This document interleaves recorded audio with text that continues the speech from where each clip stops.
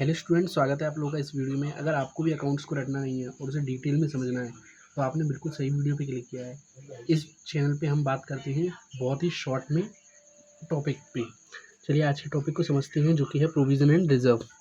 तो प्रोविज़न और रिज़र्व क्या होता है? प्रोविज़न होता है यानी कि कोई ऐसा खर्चा जो हमारा कोई पहचान वाला करने जा रहा है। मान लीजिए हम किसी ने हमसे उधारी ले रखी है और हमें लग रहा है ये हमारा पैसा डुबाएगा, हमें नहीं देगा ये पैसा, तब हम प्रोविज़न बनाते हैं।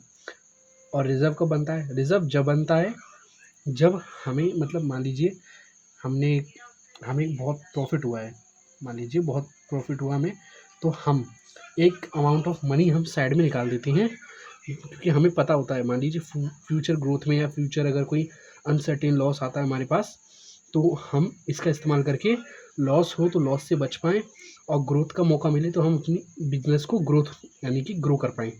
तो रिज़र्व हम जब बनाते हैं और प्रोविज़न हम किसी चीज़ का पैसा ना मिलने के डर से बनाते हैं। तो पर्पज़ इसका समझ में आ गया? यानी कि जब हमें नुकसान की पहचान होती है कि हमारा नुकसान होने वाला है और कंपल्सरी यानी कि इसका अकाउंट बनाना ज़रूरी होता है। और इसका अकाउंट हमें कहाँ दिखता है? प्रॉफ़िट एंड लॉस अकाउंट में इसका हमें प्रोविज़न दिखता है। किस नाम से दिखता है?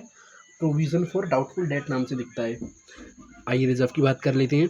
रिज़र्व क्या है? रिज़र्व का पर्पज़ क्या होता है? भविष्य की मुसीबत या ग्रोथ, यानी कि भविष्य में हमें ग्रोथ या मुसीबत का जब भी हमें सामना करना पड़े तो हम बिना सोचे समझे अपने रिज़र्व को खर्च कर सकते हैं, ताकि हमें फ्यूचर में ग्रोथ मिल सके या कोई मान लीजिए विपत्ति आई है तो उसका हम सामना कर सकें।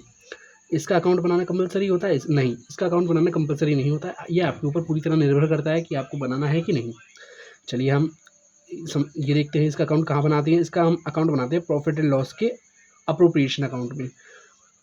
और किस नाम से बनाते हैं? इसको हम बनाते हैं जनरल रिज़र्व नाम से। तो थैंक यू आप लोगों का। आप लोगों को बिल्कुल शॉर्ट में हम लोगों ने एक टॉपिक को समझा दिया है। तो धन्यवाद आप लोगों का। ऐसे ही आते रहिए, समझते रहिए।